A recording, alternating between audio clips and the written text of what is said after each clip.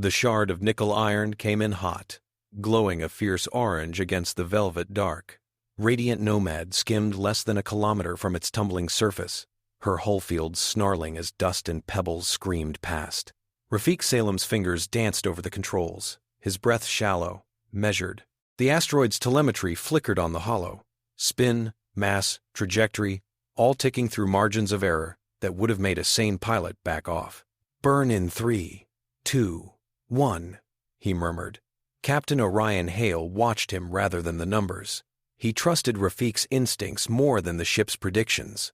At the back of the bridge, J. Uniper Cade hunched over a separate console, neural lace glowing faintly under one temple as she rode Radiant Nomad's sensor feed in real time, talking quietly to Compass 9.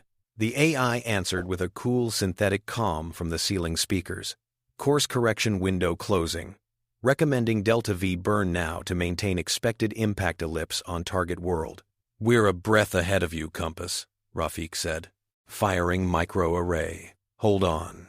The micro-thrusters clamped to the asteroid detonated in perfectly timed bursts, tiny flashes of blue cutting through the black. The spin altered, slide corrected. What had been a tumbling rock became a guided seed, thrown toward a distant blue-white marble. Packed inside cavities bored into the rock were vacuum-hardened crates of compressed nutrient bricks and sterile medpacks wrapped in ablative foam. A world below, Asterion 3, had been living lean even before the embargoes. This drop would not change their destiny, but it would nudge a few lives away from the cliff. The asteroid's new track settled into a narrow cone of probabilities that intersected thin atmosphere and poor soil somewhere on Asterion 3's night side. June exhaled slowly. "Payload locked to window.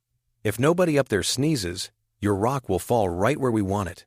Indira Mwangi, strapped into a crash couch against the side bulkhead, studied the external feed.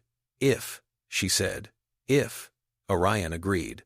He let himself feel the small, worn pride of another run completed. His crew was tired. So was he. The Radiant Nomad had scars on her hull and a few in her soul. He tapped the arm of his chair, staring at the receding speck of their improvised lifeboat. One more stone in the river. No one answered. On this scale, their heroics felt like throwing gravel at a tidal wave. None of them yet knew how high that wave was going to crest. Outside, beyond the tangled shards of the Ragath belt, the Kharyx Dominion had begun sharpening a different kind of knife. The Kharyx announcement came at what passed for midday on New Aurelian, though in deep space the concept was ceremonial. The message rode on prioritized diplomatic channels, flagged for urgency, and splashed across every major node an instant later. By 12 p.m. Standard, every newsfeed was replaying the same stark image, the angular emblem of the Dominion above an orbiting world. "Effective immediately," intoned the resonant voice of Prefect Zhakul, overlord of the Kharyx frontier fleets. "The colony designated Asterion 3 is placed under sanitary cordon. No material transit in or out will be permitted until subversive contamination is resolved. This measure is temporary and necessary for galactic stability." The camera panned to show a glittering halo of warships sliding into formation around the planet. The enormous dagger shape of the Obsidian Edict took center frame, its black hull drinking in starlight.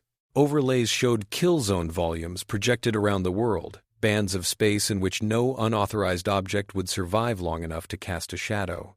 They did not show the distribution of farmland on the surface, the meager reserves in planetary silos, or the ratio of mouths to calories. On Orun Sanctuary, beneath the translucent arches of the council hall, that omission poisoned the air. Milo Varga stood in a ring of light that marked the Soulborn Accord's speaking position. His suit was immaculate. His voice was not. It carried an edge that most diplomats refined away early in their careers, and he had never quite managed to lose. "You are talking about starving millions," he said. "Not quarantining, not containing, starving."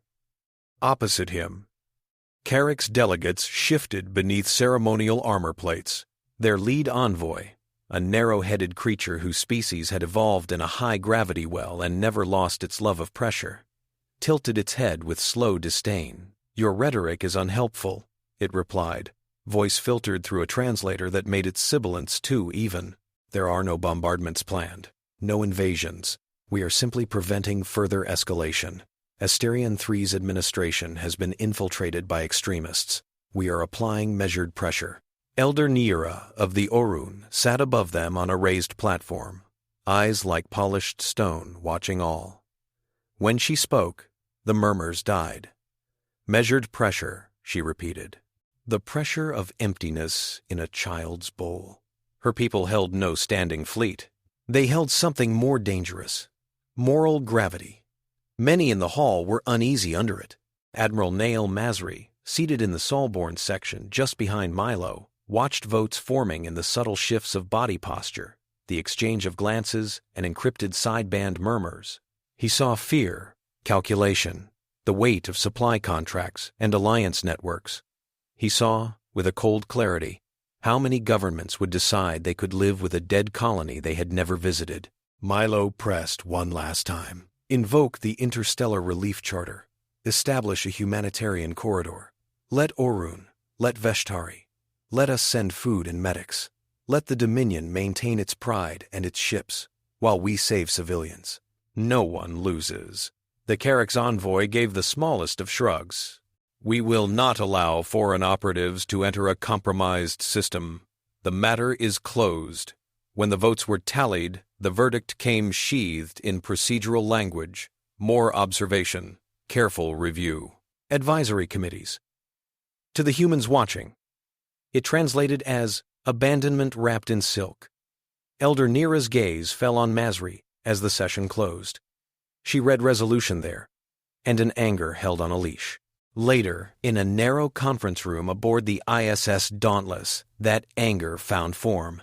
The room was plain, a composite table bolted to the deck, dimmed holos flickering in standby around the perimeter. The Dauntless hung in high orbit above New Aurelion, her status lights low, as if the great ship were holding her breath. Masri stood at the head of the table.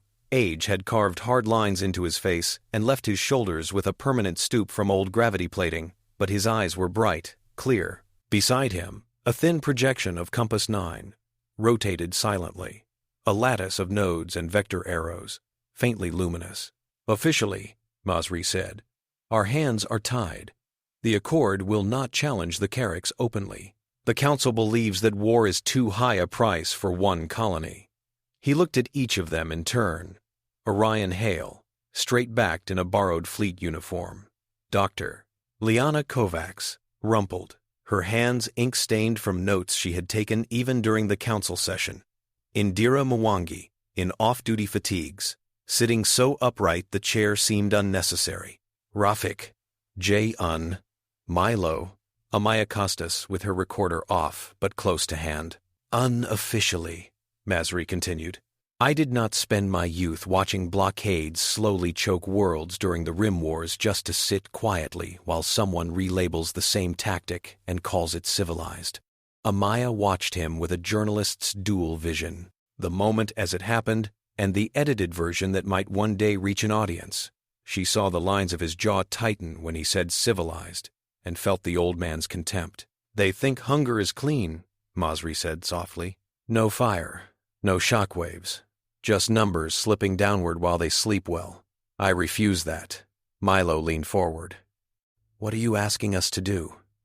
Masri smiled without humor, something that lets them keep their legal definitions and still gives the people on Asterion 3 something to eat. Compass 9's image brightened, vectors reorienting to highlight Ragath Belt, Asterion 3, and a broad swath of interstellar space between. I have discretionary budget lines that a busy accountant might not notice, Masri said. Outdated hulls that can disappear from inventory. Friends in places I'm not supposed to. I'm putting them at your disposal. He nodded at Orion. You, Captain, will lead a relief network. No insignia, no orders. You will never have heard of me, but you will move what you can, how you can. We will not fire first. We will not give the Kharyx a pretext. We will simply refuse to let this quietly happen. Orion met his gaze.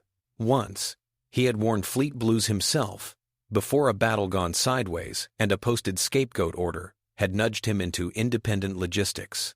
He had smuggled medicine under tariffs, evacuated miners off condemned rocks, and once used a cargo hauler to pull a damaged passenger ship out of a decaying orbit at the last possible minute. He knew what he was being asked. He also knew, the instant Masri said, refuse, that he was going to say yes. Understood, he said. We'll need more than one ship. You'll have them, Masri replied. You and Dockmaster Elias Rune will recruit. Amaya. The journalist sat straighter. You will be there when it matters, Masri said. You will show what is being done to that world. And later, when those who voted to watch, instead of act, try to justify it, your recordings will make their words taste like ash. Amaya didn't smile. She just flicked her recorder on and said, Then let's make sure there's something to film besides funerals. Compass 9's voice, neutral and distant, cut through. Calculating optimal rendezvous nodes for recruitment. Port Helix is recommended as primary aggregation point. Secondary hubs. Emberfall hold region in Ragath Belt. Undermarket caches in the outer lanes. Port Helix first, Masri said. By 6 p.m. station local tomorrow, I want interested captains at a table. He looked around once more. You do this off the record. If you're caught, you were rogue. If you die, I will almost certainly not be able to acknowledge it. That's the cost. Leanna thought of Asterion 3's thin soils, the outdated agro-combiners, the last time she had been posted there to advise local medics. She remembered children following her between clinics, bright-eyed, endlessly curious. The idea of their ribs showing through skin because a distant council had decided it was tidier than war set her teeth on edge. Then we do it quietly, she said. But we do it. Port Helix never truly slept. It rotated with stately indifference. A toroidal city bolted around a singularity of commerce, holds stacked upon holds, ships docking and departing in an endless ballet. In a corner bar that had never bothered with a name, Dockmaster Elias Rune peeled the foil off a cup of something that claimed to be coffee and watched humans, Thalrain, Veshtari, and a dozen other shapes wash past. Elias had built a career on knowing who needed what before they did. He'd once joked that the universe was just supply trying to find demand through a maze of bureaucracy and vacuum, and he was a rat that loved mazes. When Orion slid into the seat across from him, Elias already had a list in his head. You look terrible, Elias said immediately. Business must be good. Business is about to get dangerous, Orion replied. He slid a small drive across the table. Pull that into your back room. Compass 9 has offers and thresholds on it. Elias did not touch the drive. You know, if I plug that thing into my system, there are logs. There are always logs. Amaya Costas leaned on the bar, recording Peninsula dangling from her fingers. Think of it as legacy, she said. Sometime down the line, someone's going to think back and say, Rune, isn't that the one who decided letting kids starve was bad business? Elias snorted. Don't waste that line on me, Costas. You'll want it for broadcast. Still, he picked up the drive with 2 fingers and slipped it into an inner pocket. Give me until 10 p.m. I'll see who's willing to stick their necks out. Smugglers, indie captains, a few bored naval officers with more conscience than career sense. Make sure they understand what they're signing up for, Orion said. Oh, they will. Elias's eyes tracked a Veshtari merchant school gliding past the viewport, fins rippling in station gravity. Some of them will even come anyway. By 9 p.m., the bar's back room was crowded. There were old freighter captains with tatty jackets, a Thalrain courier whose dermal vents flushed a nervous violet, a Veshtari shipmaster named Luskari, whose translator struggled with her oceanic idioms but conveyed the essential. She knew currents, and she was willing to ride forbidden ones. Masri's hidden resources trickled in. Outdated patrol boats reflagged as private security, decommissioned survey drones, fuel chits with suspiciously blurred origins. Compass 9's avatar hovered in the center of the table, lines of light webbing outward to annotate every offered hull. Welcome, Orion began. He nodded to Amaya in a silent acknowledgement that this, too, was a story that needed a teller. This is not about profit. I won't lie. There are easier ways to make money than tangling with a Dominion fleet. This is about a planet caught between egos. He brought up an image of Asterion 3, its patchwork continents, the urban clusters around equatorial rivers, the broad plains where dryland crops clung to marginal soil. Blockade runs, he said. Smuggling, yes, but also something bigger. We're going to try to feed an entire world without firing a gun. A low murmur filled the room. Skepticism, admiration, fear. That's insane, someone muttered. That's human, Lascari said softly through the translator, her mantle shimmering with colors Amaya didn't yet know how to name. I have heard of such madness. I brought my vessel. So the Grey Line Pact was born. Not with an oath, but with a shared decision not to look away. The first phase of the campaign was simple in concept, brutal in execution. Radiant Nomad and her sisters ranged the Ragath Belt, selecting rocks by mass, composition, orbit. Liana supervised teams carving cavities, installing sealed cargo canisters, packing them with nutrient bricks compressed to the edge of physical tolerance. Each brick was a marvel of biochemistry. Balanced amino profiles, stabilized fats, micronutrients, all squeezed into dull, ugly lozenges that could keep a person alive at a fraction of the storage space. Appetite is a luxury, Liana told a young mechanic who flinched at the bland gray blocks. Survival is numbers. She didn't say that she had engineered the bricks to be just flavorful enough to feel like food instead of punishment. That was sentiment, and sentiment didn't fit on manifests. Rafik and the other pilots ran simulations upon simulations, hurling virtual rocks through projected Kharyx kill zones. June wrote chaotic navigation scripts, seeding them with pseudo-random noise that bent trajectories just enough to confuse predictive algorithms without sacrificing precision. On Asterion 3, under a thin sky, the first glowing streak cut across the night. A boy named Ilan, who had never been off-world and believed skyfire was a bad omen, watched it fall with his grandfather from a field where only stubby grains grew now. They tracked the arc to a distant hill where, according to old stories, meteorites had once brought metals and strange stones. When the shockwave rolled over them, low and distant, Elan's grandfather muttered a prayer and set off with a stubborn hitch in his stride. Curiosity was something age only bent, not broke. They reached the crater at dawn, along with a small crowd of neighbors and a team of local security. The air was hot, tinged with metal. In the shallow pit, a cracked boulder steamed. When the dust cleared and someone dared to approach with a scanner, the reading returned impossible. Stable internal cavities. The first crate levered out bore markings not in Thalrain script, but in blocky human letters, half-charred. Inside, vacuum seals hissed open. Neat stacks of dull bricks waited, each one printed with a symbol of a stylized open hand. There was a message burned into the interior lid, in multiple languages: "You are not forgotten." On that world, for a handful of people on a hill, the future pulled back from the cliff a few centimeters. On Radiant Nomad, watching low-res feeds smuggled out by hacked Kharyx telemetry snoops, Orion's crew let out breath they had not realized they were holding. "That's one," Indira said quietly. "One of how many?" June asked. No one answered. For some weeks, the pattern held. Rocks fell, craters opened. The rumor of gift meteors raced ahead of them, whispered from village to village, town to city. People began to watch the skies with a new kind of fear mingled with hope. The Kharyx analysts, at first, dismissed the variation as noise. Anomalies in long-range models were expected. Local stores were being rationed. Black markets, perhaps, were more efficient than predicted. Then their numbers diverged too much. Projected caloric deficit curves flattened where there should have been a plunge. Healthcare facilities reported fewer hunger-related complications than blockaded worlds typically showed at this stage. Patterns emerged. Impact craters with unregistered residues. Minor radiation spikes consistent with spent microthrusters. Occasional glimpses of strange containers in smuggled surface footage. Prefect Zhakul stared at the data, mandibles slowly tightening.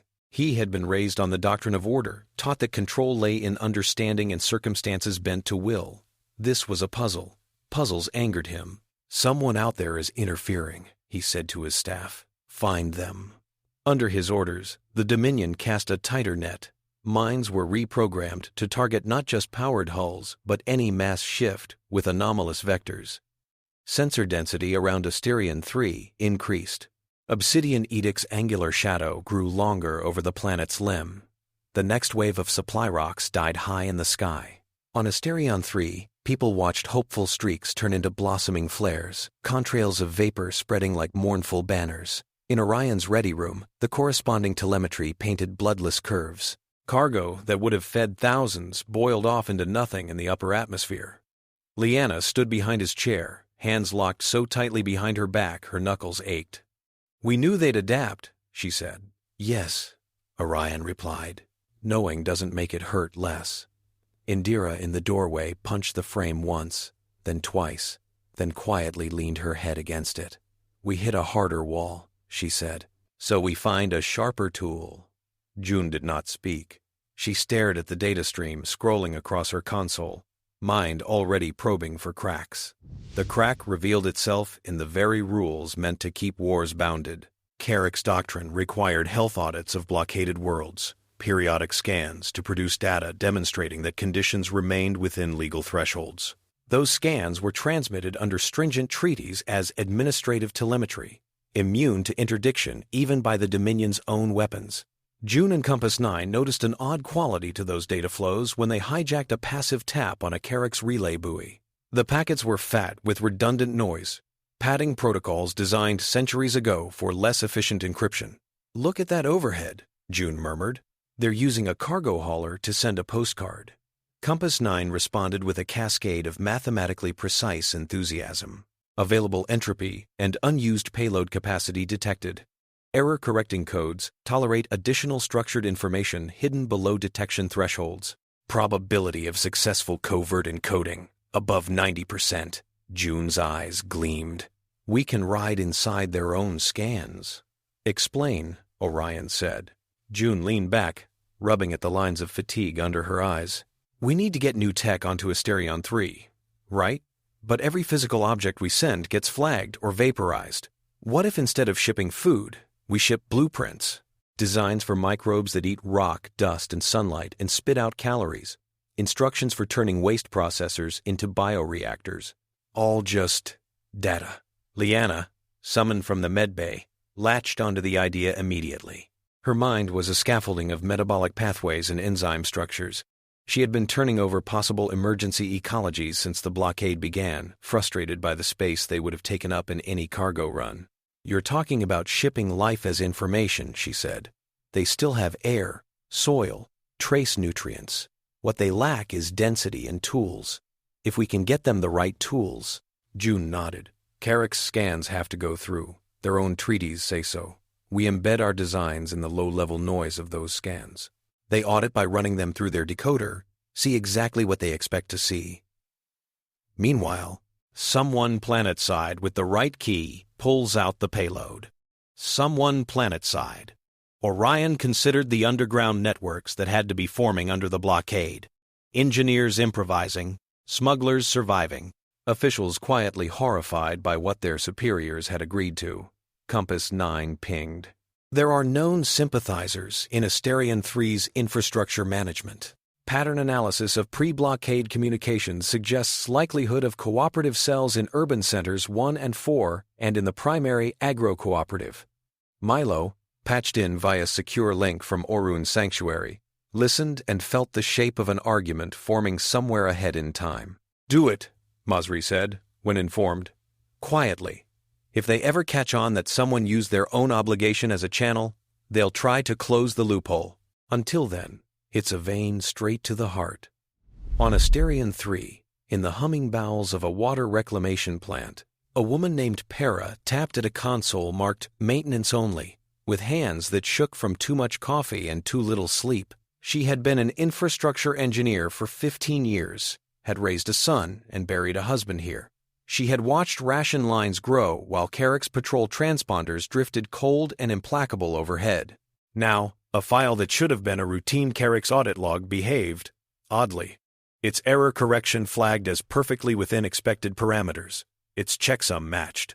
But when she ran it through a small script someone had passed her on a drive hidden in a sack of grain, the data unfolded into something else entirely. Lines of code scrolled past, metabolic pathways, bioreactor schematics, redesigns for obsolete industrial microbes that would render them voracious, efficient converters of waste and dust into edible biomass and simple drugs. Para felt tears she had been holding back for weeks prick at the corners of her eyes. "Whoever you are," she whispered, thinking of distant hands guiding this through layers of warship and law. "You'd better be as good as you think." All over the planet, similar files opened under quietly repurposed subroutines. An atmospheric processor on the outskirts of a mining city wound down its standard CO2 scrub cycles and rebooted into a fermentation plant. Sewer lines buried beneath a coastal township sprouted hidden chambers where bioreactors would soon foam with life. Under Liana's distant guidance, local technicians spliced genes, printed enzymes, and coaxed new bacteria and algae into being. They tested them in isolated vats first, watching for runaway growth, ensuring they would not poison or outcompete natural ecologies. When the first batch of emergency biomass passed safety checks, they fed it into repurposed extruders and molded it into bricks. They looked suspiciously like the ones that had fallen from the sky. The first meals were meager, cautious tastes. People waited the appropriate number of hours, watching for reactions. There were few and minor. Then hunger overrode hesitation. The factories scaled up.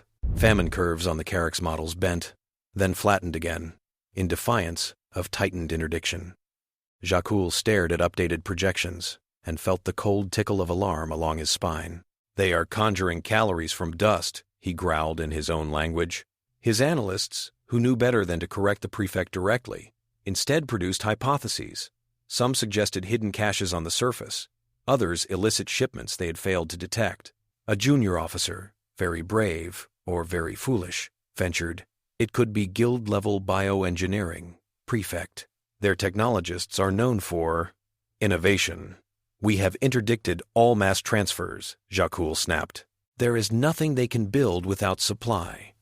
He was wrong, but his error was rooted in an old assumption, that technology was assembled from components shipped from afar, that value arrived in containers.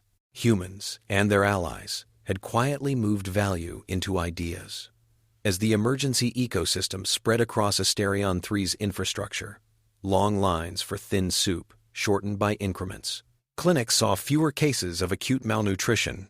The whispers on the streets changed from "how long can we hold out" to "someone is helping us."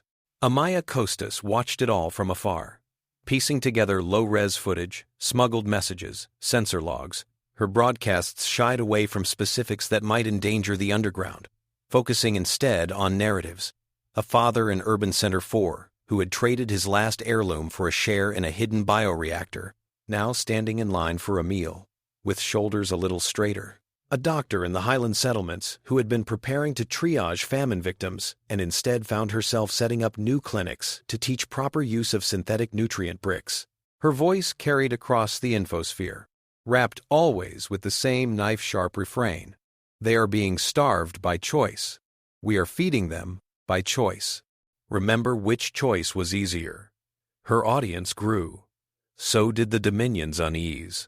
The decision to escalate from hunger to planned erasure did not come in a single moment of villainy.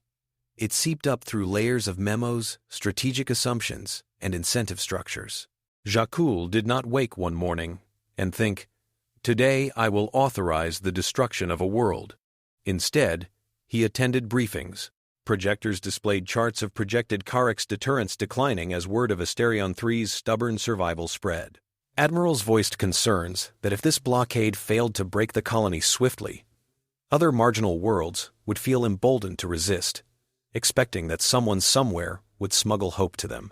"Starvation must be seen as inevitable once the cordon is declared," one strategist said, unaware of how monstrous the sentence sounded. "Otherwise, our primary leverage evaporates." In closed war rooms, officials spoke of contingencies and terminal decontamination. Zhakul signed off on additional fuel requisitions for his flagship, viral payload research for orbital warheads, Increased production schedules on long-range bombardment munitions. Compass 9, lurking like a ghost in the cracks of interstellar comms, caught the faint outline of a pattern. Resource movements. Encrypted codes, flagged as sterilization-class assets. Transit orders, scheduled for units known to specialize in planetary strikes. The AI did not feel horror. It recognized outlier sequences and flagged them with the same neutral inflection it gave a cargo routing optimization. Analyst pattern result. It announced in a secure channel to Masri and Milo, probability of a full planetary bombardment contingency being prepared for Asterion 3 is above 80%. Estimated activation window, based on resupply schedules and political decay curves, is between 60 and 80 standard days. Masri had been in his office aboard the Dauntless, sipping real tea that suddenly tasted of ash. He set the cup down carefully. "They're going to stop pretending," he said.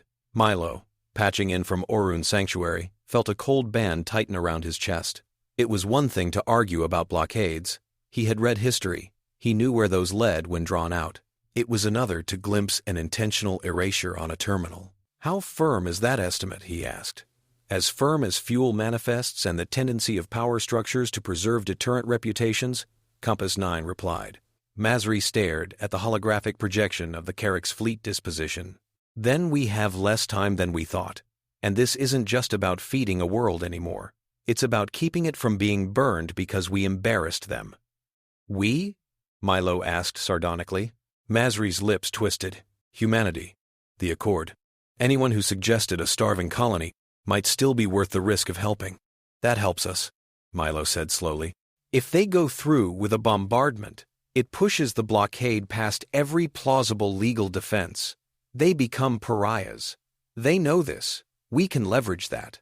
"We're going to stop them from doing it no matter what," Masri said. "I know," Milo replied. "But that doesn't mean we shouldn't also line up the condemnation. If there's one thing authoritarians fear more than defeat, it's open shame." He began drafting arguments before the call even ended, his fingers flicking through treaty texts and precedent cases. Somewhere in the weave of words that had failed Asterion 3 so far, there had to be a thread they could pull. The Veshtari freighter that the Kharyx chose as an example was called Tide's Whisper, her hull like overlapping scales. She had carried harmless trade between rim stations for years, her crew more comfortable in water than in vac suits. When a Kharyx patrol cutter hailed her near the cordon and demanded a boarding, Captain Luscari had complied with polite annoyance. She knew the game. Inspections, bribes, the occasional extorted cargo. She had not expected her holds to be emptied onto a docking bay under the harsh glare of the Obsidian Edict's floodlights, nor the jeering tone in the Kharyx officer's broadcast when he produced crates of contraband seed stock, dehydrated starter cultures, and micro-reactor components stamped with discreet human maker's marks. "This," the broadcast declared, "is what awaits those who think they can undermine lawful security measures. Your cargo is forfeit.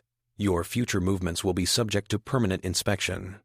They did not dare execute the Veshtari crew. The Shoals had their own ways of squeezing empires, but they humiliated them publicly, televised their confiscations, and let the galaxy see Luscari's crest droop under the weight of forced apologies. Amaya watched that sequence replay a dozen times. She saw more than most viewers. She saw the way Luscari's gaze never quite dropped, even as she bowed. She saw the promise in her lips, barely moved, as she whispered something in her own tongue when the cameras swung away.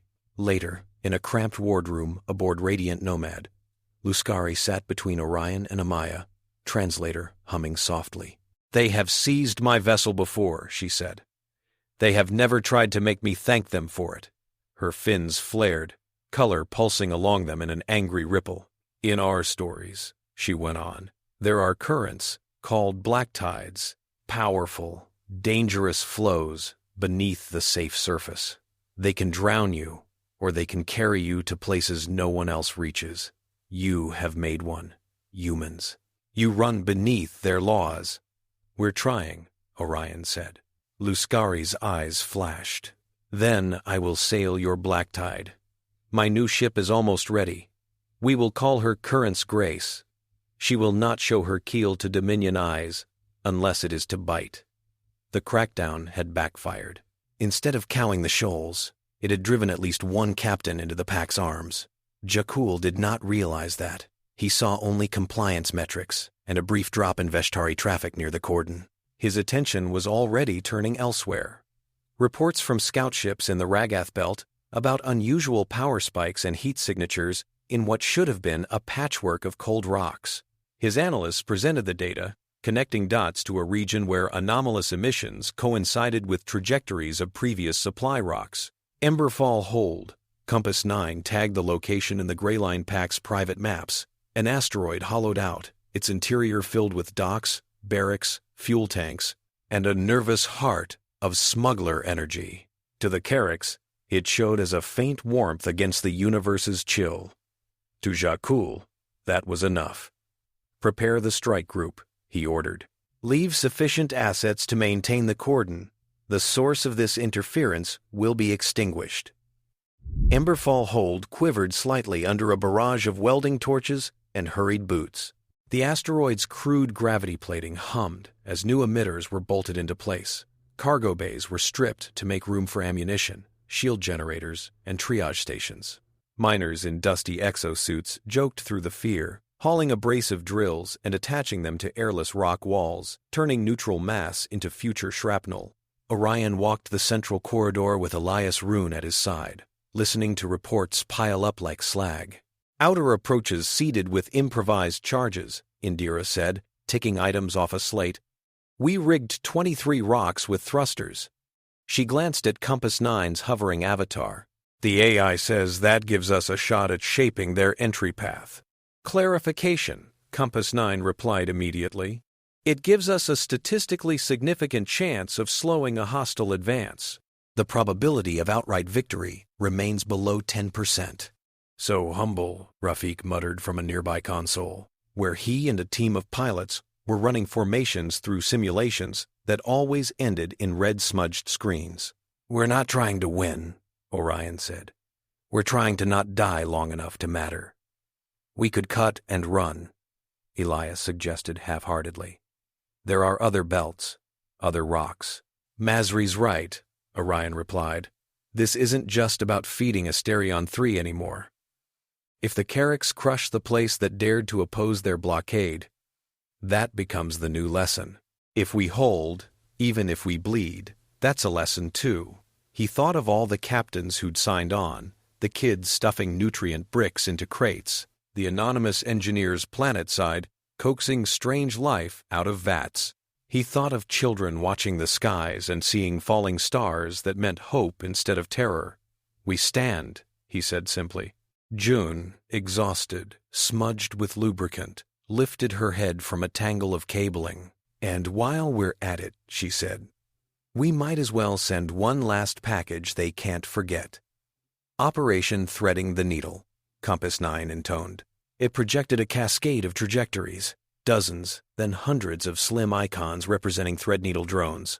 Small, self-guiding packages fanning out from Emberfall toward the blue dot that was Asterion 3. Each drone carried stripped-down bioreactors, seed stock, nanofabricators, and encrypted data cores. Together, they represented enough capacity for the colony to become self-sufficient in basic calories and essential medicines, no matter how much conventional infrastructure the blockade had eroded. If most made it through, famine on Asterion 3 would pass from looming inevitability to bad memory. If they'll see them coming, Indira said. Not if we ask them to look at something louder, June replied. Her eyes met Orion's. He saw the plan there and did not like what it implied. Make it convincing, he said quietly. At Arun's sanctuary, the council chamber filled again. This time, eyes were sharper. The broadcasts from Asterion 3, Amaya's commentary, leaked footage of Kharyx troops roughing up Veshtari crews all had eroded the initial willingness to watch and wait. Milo stood at the podium with their case assembled. Beside him, Elder Niera sat with hands clasped, ready to lend weight. The Interstellar Relief Charter, Milo began, voice calm but carrying, states that any blockade which knowingly obstructs viable humanitarian relief becomes illegal under signatory law. The Kharyx Dominion insists that their cordon is legal, Because they claim relief is impossible without unacceptable risk. He gestured, and images blossomed. Radiant Nomad's early drops, blurred to protect specific vectors. Surface footage of emergency ecosystems constructed in repurposed plants. Children eating nutrient bricks with expressions of mingled gratitude and irritation at the taste. Relief is not impossible, Milo continued. It is being conducted right now by small ships and smaller teams. They are risking death not because they enjoy crime, but because this council chose comfort over a difficult decision. Kharyx delegates hissed. One rose.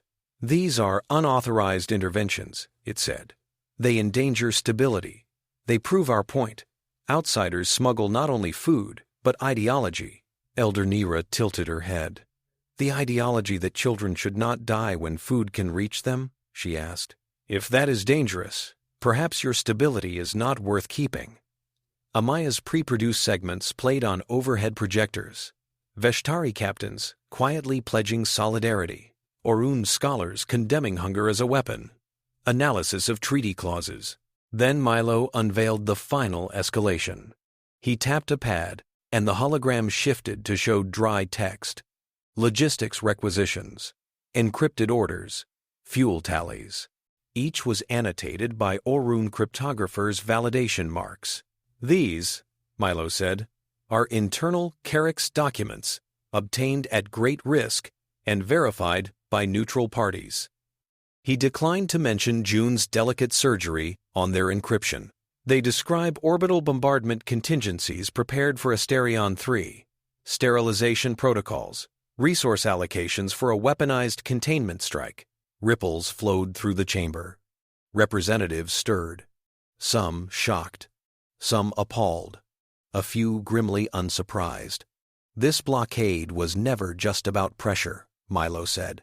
It was always a countdown. That makes every ship turned away, every crate destroyed. Not a neutral act, but the preliminary strokes in a planned atrocity. Your law is clear. When such evidence exists, inaction itself becomes complicity. He turned, not to the Kharyx, but to the undecided blocks. You wanted proof that relief is viable and being obstructed. Here it is. Proof that we can feed them, and proof that someone is preparing to kill them once we have been exhausted. Invoke the charter. Not tomorrow. Not after another committee. Today. As he spoke, discrete feeds from Emberfall's region were routed to council displays. They did not show transmissions in clear detail, but the shape of a looming engagement was unmistakable. Kharyx battle group icons angling in, a dense belt of rocks ahead of them, lighting up with the small flares of maneuvering thrusters. The room's air grew taut. For the first time, the immediacy of the situation bled through the thick curtains of procedure. The council called an emergency vote. In Ragath Belt, time contracted. The Obsidian Edict and its escorts advanced, black wedges cutting through a field of glittering debris. As they moved, asteroids flared to life, blasting sideways to slam into pre-mapped culverts, forming sudden walls of stone and metal. Kharyx gunners responded with disciplined barrages, vaporizing larger threats, but the smaller ones, tumbling pebbles, fist-sized shards, peppered their shields with endless impacts. It was like trying to march through a hailstorm while someone kicked random walls into your path. In Emberfall's control center, Orion gripped the edge of a console as shockwaves resonated through the rock around them. Dust drifted down from the ceiling. The air smelled faintly of metal and stress. Threadneedle drones launching, Compass 9 intoned. On the holo, slender points of light peeled away from Emberfall like seeds from a dandelion, fanning out into pre-computed trajectories. Rafik sat forward in his chair, eyes wide but steady. We guide them for as long as we can, he said. After that, they're on their own. Indira checked harnesses and emergency seals around the bridge, then strapped herself in. Kharyx picking up the launches in 3, 2. External sensors showed the first arcs of fire from the Obsidian Edict's point defense batteries as they swept space, prioritizing kinetic threats by mass and vector. The incoming hail of rocks, the stationary rigs, the newly launched drones. Everything brightened under targeting beams. June's hands flew. Feeding radiative profile, she said. Compass, mirror it, amplify, make us look big. Radiant Nomad's power core spiked, lights flickering as energy poured into her shield grid. Her hull radiators flared, broadcasting a signature disproportionate to her actual mass. Compass 9 overlaid phantom echoes, ghost images that made her seem even more massive, more unstable. Orion pushed the throttle forward. "For the record," Rafik said lightly, "I object to flying straight toward the scariest ship I've ever seen." "Noted," Orion replied. Overruled. Radiant Nomad broke from Emberfall's shadow and surged into partial line of sight of the Obsidian Edict, leaking enough raw energy to trip every dangerously unstable reactor heuristic the Kharyx had calibrated into their targeting AI. The Doctrine of Order forbade firing on such targets in dense debris fields. The risk of unpredictable detonations creating uncontrolled cascades was too high. For several heartbeats, the Kharyx guns hesitated, their scripts caught between prioritizing the most powerful-looking threat and obeying safety constraints. June's jaw clenched. "Come on, you cowards! Believe your own damn rules." The Threadneedle cloud slipped through that opening. Skating along corridors, Compass 9 had mapped between mines and kill sats, bending their paths with minute course corrections imparted before launch. Then someone aboard the Obsidian Edict overrode a safety, or an AI logic chain decided desperation trumped doctrine. A warning pulse swept across the targeting lattice. Radiant Nomad's image shifted from caution to priority kill. The first salvo slammed into her shields with enough force to throw Orion against his restraints. Alarms screamed. Atmosphere howled through a sudden rupture before bulkheads slammed shut. "Forward plates down to 30%, Indira barked. "We've got a breach on Deck 3. Fire in Cargo Bay 2. Rerouting power," June gasped. "Comp, cut that decoy bleed or we're going to cook ourselves." "Decoy field collapsing. Compass 9 confirmed." Threadneedle drones, now outside main Kharyx firing envelope. Probabilistic trajectories indicate high likelihood of atmospheric insertion across Asterion 3, within acceptable dispersion. On the holo, the points of light that were the drones vanished into the interference of sensor noise and distance, their paths set. If no new obstacles appeared, they would burn through the upper atmosphere hours from now, so small and numerous that intercepting them all would be impossible. Radiant Nomad, battered, tumbled backward, engines flickering. Rafik fought the controls, trying to arrest the spin. "Bring us into Emberfall's lee," Orion managed, bruised ribs complaining with every breath. "Use the rock." Rafik coaxed what was left of Nomad's drive plume into a correcting thrust. The ship slid, scraping against a hastily reinforced docking cradle. Hull groaned. Somewhere, metal failed with a sound like a wounded animal. "Docking clamps engaged," Indira said, voice tight. "We won't be going anywhere anytime soon." "That's fine," Orion said. He wiped blood from his lip. "We've gone where we needed to." Outside, the Kharyx fleet pressed closer, carving through the belt's improvised defenses. Emberfall's own weapons, a scattering of repurposed mining lasers and rocket tubes flared, mostly to little effect. They had never been meant to face something like the Obsidian Edict. In the control room, people braced for the inevitable final volley. Aboard the Dauntless, Masri watched the same plotted lines. His staff hovered at a respectful distance as he opened a high-priority quantum link, routing it through Orun mediation channels to reach Prefect Zhakul directly. The connection formed a grainy, artificial window projection of Zhakul's command dais on Obsidian Edict, flickering slightly as it bridged geopolitical chasms. "Prefect," Masri said. "We need to talk." Zhakul turned, surprise flickering across his features. "You are not authorized to contact this command channel," he snapped. Masri did not bother to be cowed. "Consider it an unsanctioned courtesy. You still have guns trained on Emberfall hold. You are seconds from making a decision you can't undo." "I am seconds from ending illegal interference in sovereign enforcement," Zhakul replied. "Your smugglers have already failed. We have neutralized their threat." Masri glanced aside at Compass 9's data feeds, at the faint residual signatures of Threadneedle drones receding along invisible arcs. "Have you?" he asked softly. He sent a data burst. It contained no direct targeting data, no explicit admission of complicity. It held instead the Council's emergency resolution, passed by a narrow but definitive margin, declaring the Asterion 3 blockade illegal under the Interstellar Relief Charter. Proof curated by Milo and June, of successful relief operations and underground food production. Leaked sterilization protocol orders, now formally validated in the Council's record. And an overlay. Enforcement fleet departures, plotted from multiple signatory worlds. Their projected convergences on Asterion 3 space, drawn in stark lines. You can annihilate Emberfall, Masri said. You can broadcast it as a triumph for a few hours, perhaps a few days. It will look like strength. Then these ships will arrive. Not just ours. Veshtari, Orun observers, Thalrain elements, tired of being your junior partner. They will come with a legal mandate and righteous fury. Zhakul's eyes narrowed. Around him, his officers tried and failed to conceal their attentive listening. A faint tremor ran through the deck as one of the Kharyx vessels outside struck a particularly dense rock. You believe we fear your fleets? Zhakul asked. I believe you fear becoming a symbol, Masri answered. Right now, your doctrine rests on an image, the Dominion as inevitable. Cause trouble, and you will be punished in a way no one can defy. Starvation as quiet force. But that image depends on the galaxy quietly accepting blockades as unassailable.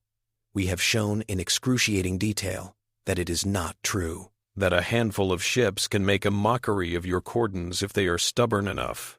He leaned closer to the pickup. You can add massacre to the image. It will not restore inevitability. It will just tell every species watching that your empire is willing to wipe out whole populations when embarrassed. They will not trust your assurances. They will arm. They will whisper. They will stop believing that submission brings safety. In the pause that followed, Masri thought he could almost hear the calculus turning in Zhakul's mind. Pride warred with prudence. Doctrine rubbed raw against self-preservation. Additionally, Compass 9 interjected in Masri's ear only. Kharyx internal factional structures suggest a high probability that Prefect Zhakul would be offered as scapegoat in the event of a public relations catastrophe. Masri did not repeat that aloud. He did not need to. Zhakul was not a fool. He understood the cost of being the face of a failed show of force. What would you have me do? Zhakul asked the question flattened by the translator, but no less heavy. Stand down, Masri said. Withdraw your ships. Pretend this was your plan all along if you must. Call it a successful containment, a goodwill gesture, anything that lets your rulers sleep.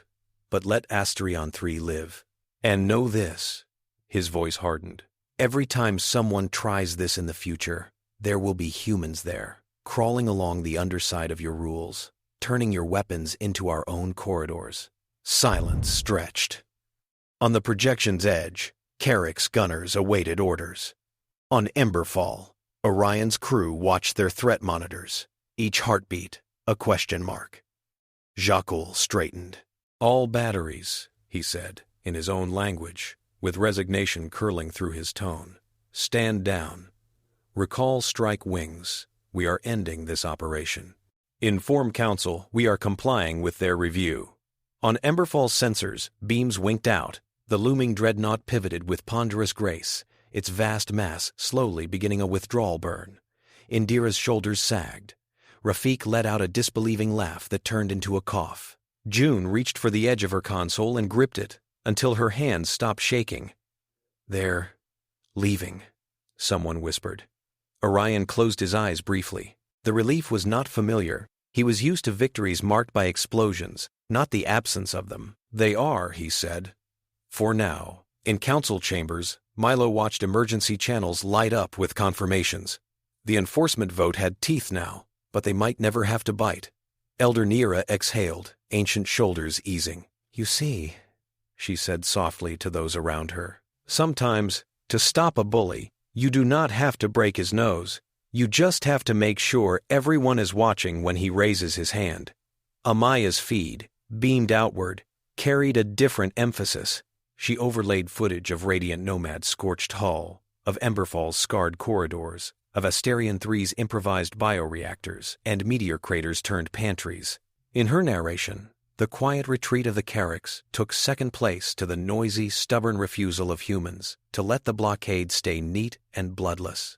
The first of the Threadneedle drones hit Asterion 3's atmosphere in the gray hours before dawn. Streaks appeared one by one, then by dozens, scratching thin lines of light across the sky. Locals flinched, remembering the flares of destroyed drops, but these did not blossom into distant flower bursts. They arced and decelerated, their ablative shells peeling away as they punched through the thin air. They landed in deserts, in the courtyards of towns, in the bed of a drained lake.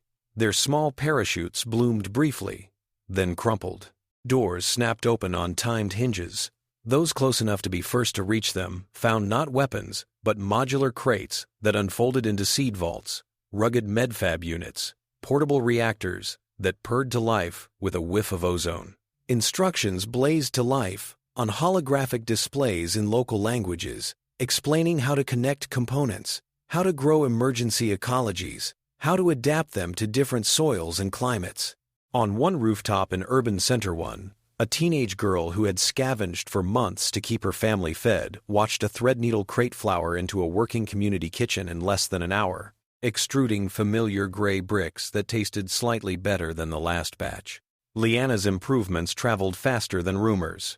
In a highland village, the same design turned a washed-out irrigation ditch into a nutrient channel for algae that could thrive in thin air and cold nights. Children with hollow cheeks waded in, laughing, to claim the first slippery harvest. Kharyx observers logged the events from their withdrawing ships. Their reports would later be buried in archives, but not before the pictures leaked, a blockaded world pivoting from desperation to resilience because someone had slipped them the means. Relief convoys did not arrive instantly. Even at peak readiness, fleets needed hours to spin up and days to cross, but their departure became a public fact the moment the Council signed the enforcement order. Veshtari tenders loaded food and medics and a grudging respect for human recklessness. Thalraean patrol ships, embarrassed by their earlier hesitation, reconfigured for escort duty. Orun vessels, lacking arms but heavy with sensors and moral authority, volunteered as watchers. The first to thread the still-cooling former cordon was the Harbor Light, a modular hospital ship bearing Soulborn colors and Orun observers aboard.